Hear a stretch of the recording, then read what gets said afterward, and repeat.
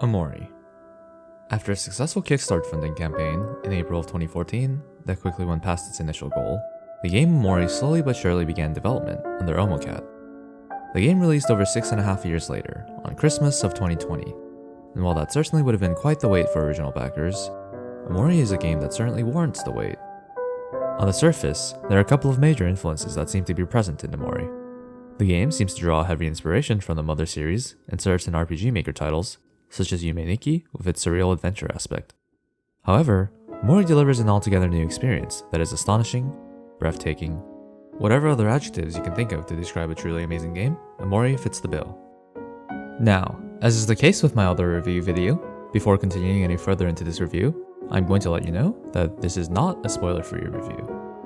The lore for Hollow Knight was good, but its strength as a game lied largely in its mechanics. On the other hand, Omori's biggest strength as a game lies in its storytelling, so if you have any plans to play Omori, please click off the video now. Either play the game yourself, or watch a blind playthrough of the game, and come back because not experiencing this masterpiece would be a disservice to yourself. Now, while I do say all this, I'm not really planning to go into much detail about the actual story itself, so if there is a major spoiler coming up, I'll be sure to let you know with some warning on screen. Alright, with a bit of the history of the game's development and the spoiler warnings out of the way, it's time to move on to a more comprehensive view of Omori as a whole. Even before starting the game, there are two major flags, if you will, that might influence the way you approach the game. The first would come before even installing the game, on the Steam store page for Omori. Maybe it's just me, but it's hard not to immediately notice the user-defined tags, especially when one of them reads psychological horror. As if that wasn't enough, upon actually launching the game, you get the disclaimer warning that I showed at the beginning of the video, which reads, "Caution. This game contains depictions of depression, anxiety, suicide, and may not be suitable for all audiences. It also contains bright flashing imagery that may cause discomfort and/or seizures for those with photosensitive epilepsy. Viewer discretion is advised." Now, among the games that I've played, the only innocent-seeming game that has had this type of warning was Doki Doki Literature Club, and well, if you know what I'm talking about. So obviously I went into this game with a bit of a bias, perhaps expecting things to take a dark turn somewhere. But regardless of this fact, Omori managed to take my expectations and hurl it out the window. I previously mentioned how Omori's biggest strength as a game comes from its storytelling, and to be more specific, it is one of those stories that makes the most sense being told in the game. Perhaps even more specifically, an RPG Maker game feels as though it is the most fitting medium through which the story of Omori could have been conveyed. Throughout the game, the player is forced to make a number of decisions that, while oftentimes only has one actual answer that lets the player continue, still feel impactful. Dispersed within those fake decisions, however, are also real decisions that you have to make that can change the course of the story. In my opinion, this enables the player to feel quite connected to the protagonist and to the story. Even in something as small as the decision to open either a door or do nothing, the impact is there. The story is something that you are directly influencing, something that wouldn't be possible in other forms of storytelling such as books or movies. Additionally, it provides a layer of depth that I feel wouldn't have been present otherwise. Throughout my playthrough, there were often times where I was curious as to what would have happened had I chosen a different option. The game starts from being quite linear in nature, but eventually the world feels as though it opens up, as Omori slowly conquers his fears, enabling exploration of previously inaccessible areas. There comes even more chance for deviation once the player has decisions to make in the real world, leading to variable endings. Combined with the aptly named WTF value, which makes certain things like this happen, the world of Omori feels incredibly nuanced, profound, and alive. The game constantly reminds you of the stark contrast between reality and Omori's own world of headspace. It eases you into the game by introducing you to White Space, where we meet Omori's friends, a group of tightly knit kids watched over by his sister Mari. The game then takes that happy, wholesome friendship and beats it to the floor, replacing it with a dysfunctional group of teenagers who used to be friends and now are literally stabbing each other. The juxtaposition of the main character's dreamy, happy, surreal, neon-colored world and realistically colored, bleak world drags you further into the rabbit hole of Omori as you become invested in learning about the tragedy that brought these once chummy friends to such a state. Of course, the game's art and story in isolation likely wouldn't be enough for me to be raving about it so.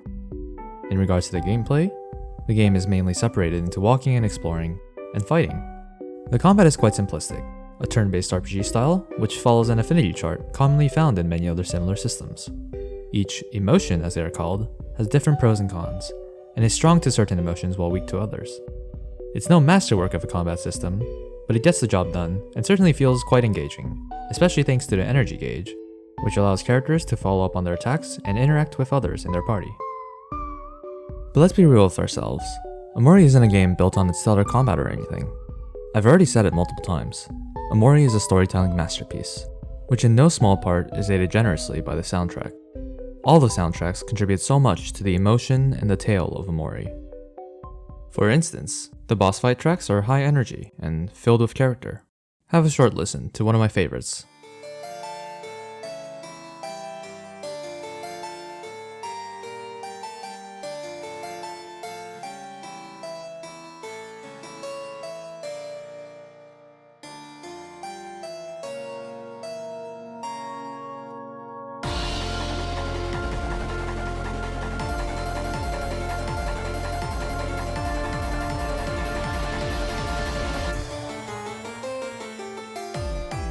Super catchy, hectic, and everything I expected from that fight, and more. Outside of major fights, the music for the different zones are unique from one another and easily distinguishable, and often the ominous lack of music in certain areas of the game really contribute to that creepy crawly, surreal horror aspect. But it's all a build-up to the final boss theme.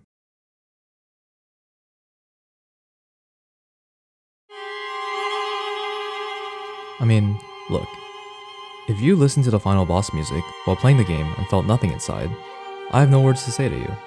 I mean, I guess some people are just built different, but it's hard-hitting, it's painful, it's sad, it's all that and more when you're listening to Mori telling you about how awful you are while the music plays and distorts as the fight progresses. I mean, I literally had to take a pretty long break after the finale to the playthrough just to digest what happened. And I didn't touch the game to go looking for other endings until quite recently, which I would have done for other games immediately.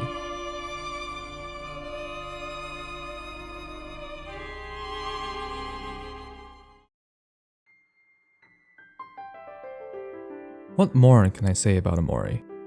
I feel as though I've been holding back a little in regards to the story, because I know that regardless of the spoiler warnings, there will certainly be people who watch this video all the way through. And I don't want to ruin the potential first experience of Omori for them. But know this, it's a game that I'm so glad I played, and I want to share these feelings with you. So for those of you who are interested, please check the game out and let me know what you think in the comments below. Now for my conclusion.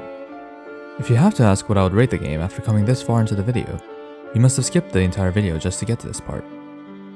It's a 10 out of 10 all the way. In my opinion, a true, bona fide masterpiece. Now if you'll excuse me, I'll be out trying to 100% the game. Thanks for watching.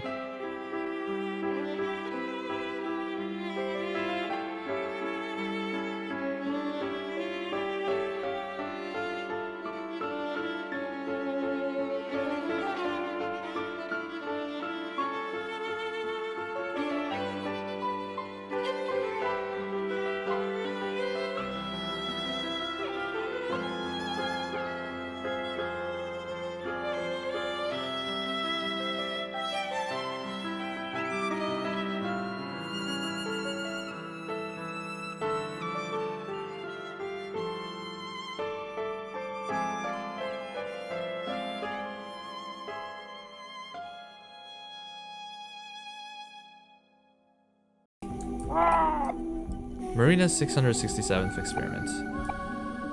Caution, do not poke the glass.